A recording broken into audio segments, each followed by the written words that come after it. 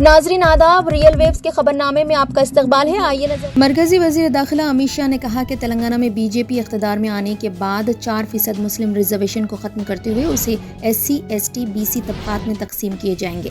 कोरटला में बीजेपी के जलसे आम से खिताब करते हुए अमित शाह ने कहा कि तेलंगाना में बीजेपी बरसर इख्तिदार आने पर एकसां सिविल कोड पर अमल, मुस्लिम रिजर्वेशन खत्म कर दिया जाएगा।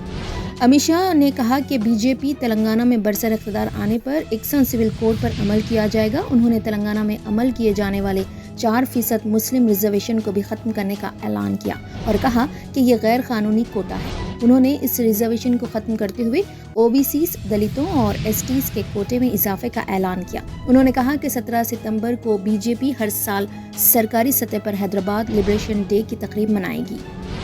कांग्रेस उम्मीदवार व साबिक रुकने पार्लियामेंट वेंकट स्वामी के मकान और दफातर पर IT हुकाम की जानिब से धावे किए गए। सुबह की अवलिन सातों में हैदराबाद में वाक़ सोमाजीगुड़ा और मंचियाल में उनके मकानात पर धावे किए गए। इसी तरह बेगमपेट में विवेक के दफ्तर पर भी IT हुकाम की जानिब से धावा किया गया। इम्कान है कि IT की कार्रवाई शाम तक जारी रहेगी। वाज़ेह है कि विवेक हल्के असेंबली से कांग्रेस पार्टी की जानिब से मुकाबला कर रहे हैं। उनके मकान और दफातर पर धावे के साथ ही अपोजिशन जमातें ये कहते हुए तनकीदें कर रही है कि जब तक वो बीजेपी में थे महफूज थे। उनके खिलाफ इस तरह की कोई भी कार्रवाई नहीं की गई और जैसे ही वो बीजेपी पार्टी छोड़कर कांग्रेस में शामिल हो गए उनके खिलाफ इनकम टैक्स के दावे किए जा रहे हैं। करीमनगर के BRS उम्मीदवार व वजीर सिविल सप्लाईज गंगूला कमलाकर ने कहा है कि बीजेपी उम्मीदवार बंडी संजय को मजहब के दरमियान तफर्रुक़ा पैदा करते हुए अपनी सियासी दुकान चला रहे हैं। ऐसे लोगों को सियासत में रहने का कोई हक नहीं है। वजीर गंगूला कमलाकर ने करीमनगर के अम्बेडकर स्टेडियम में साबिक MP विनोद कुमार के साथ मॉर्निंग वॉक के दौरान इंतखाबी मुहिम चलाई। वजीर गंगूला कमलाकर ने कहा कि रुकने पार्लियामेंट बंडी संजय ने करीमनगर और तेलंगाना के अवाम की फलाह व बहबूद की कभी परवाह नहीं की। अलबत्ता मज़ाहिब के दरमियान फूट डालकर और जात पात के तनाज़ात को हवा देकर सियासत खेलना अच्छी तरह आता है। उन्होंने कहा कि तेलंगाना की सियासत में ऐसे लोगों के लिए कोई जगह नहीं है। उन्होंने कहा कि करीमनगर स्मार्ट सिटी का काम 2018 में मुकम्मल हो गया था, लेकिन 2019 में MP के तौर पर जीतने वाले संजीव बंडी ने दावा किया कि उन्होंने स्मार्ट सिटी प्रोजेक्ट हासिल किया, जो उनकी कम अक्ली और सियासी हिमाकत का मुंह बोलता सबूत है। इस वक्त के मरकजी वजीर वेंकैया नायडू ने कहा कि करीमनगर टाउन के स्मार्ट सिटी प्रोजेक्ट की कामयाबी का सेहरा चीफ मिनिस्टर के चंद्रशेखर राव को जाता है। विनोद कुमार जो करीमनगर के रुकने पार्लियामेंट थे, उनके दौर में स्मार्ट सिटी का काम मंजूर हुआ था। बंडी संजय जो इस वक्त इसी कॉरपोरेशन में कॉरपोरेट थे, स्मार्ट सिटी के हुसूल की लड़ाई में शामिल होने के बजाय भाग गए थे। ऐसे लोगों को इस माह की 30 तारीख को अपनी कीमती वोट से मुनासिब जवाब।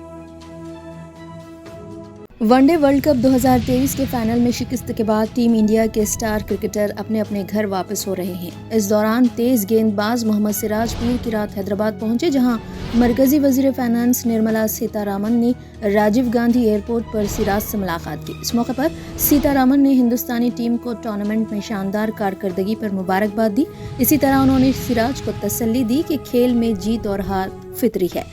हिंदुस्तान में मुनक़िद होने वाले इस मेगा टूर्नामेंट में सिराज ने 11 मैचों में 33-50 की औसत से 14 विकेटें हासिल की। उन्होंने श्रीलंका के खिलाफ 16 रन्स बनाए और 3 विकेटें हासिल की और वर्ल्ड कप में अपनी बेहतरीन बॉलिंग का रिकॉर्ड अपने नाम किया।